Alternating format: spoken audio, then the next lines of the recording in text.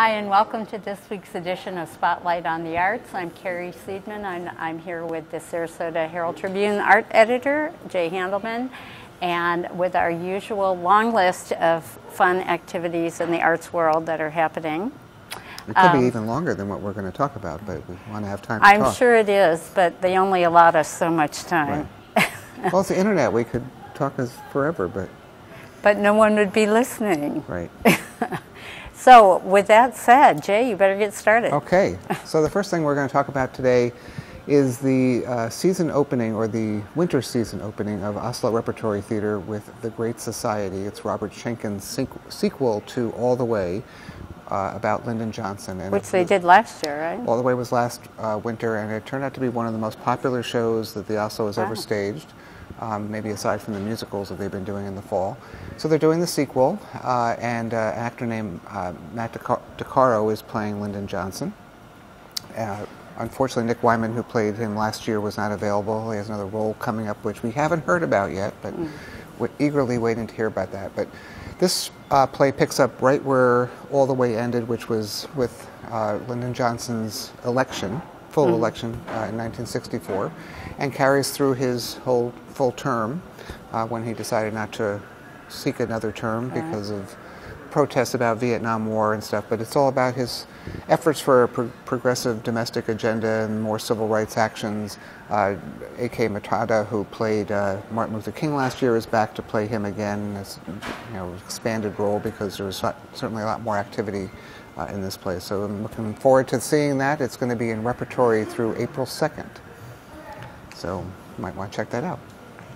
And if you're looking for a little lighter fare, which is probably why Jay gave this one to me to review, at the Players Theater, opening this week is Sweet Charity, which is the story of a dancer, Charity Hope Valentine, who is kind of stuck in a ballroom doing taxi dances and wishing that she had a slightly more exciting life. So, by the way, do you know where the expression taxi dancer came from? Well, I was going to, you asked me this earlier, and I was going to say it's maybe because you get paid by the ride for a dance, but I assume that is not the real answer. Well, that's kind of a crude way of putting it, but it actually is sort of accurate. The expression comes from the fact that you pay for the amount of time you're dancing with the person, as you pay for the amount of time you're riding in the cab. The only time I ever did a taxi dance was when I did the Dancing with Our Stars for Community AIDS Network a few years ago, and you paid a lot of money for a very short period of time. It lasted about a minute. By the time you figured out what you were doing, the music stopped.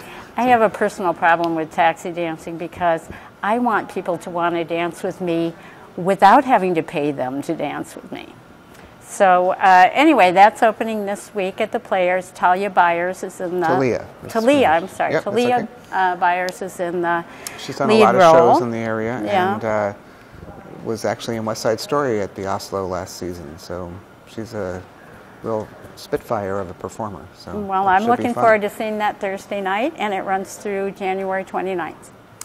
And at the Manatee Players, in their small Kiwanis Studio Theater, they're going to be opening a musical that's new to the area called 13, the Musical, by Jason Robert Brown, who's been building up quite a little resume with shows like Parade and The Bridges of Madison County, which the Manatee Players will also do later this season. But 13 is about a young boy who is transplanted after his parents get divorced. He's 13 and moves from New York City to a small town in Indiana and has to sort of start his life over again and make new friends and poor kid and all that. So I'm going to be checking that out. It's a cast of all young people. I think the idea is that all the cast members are around the age of 13. Well, wow. I'll be curious to see if there's any 25-year-olds who look like they're 13, and I'll be jealous of them. But so that's going to be. I just lost the date. It's running through January 29th at the Manatee Performing Arts Center.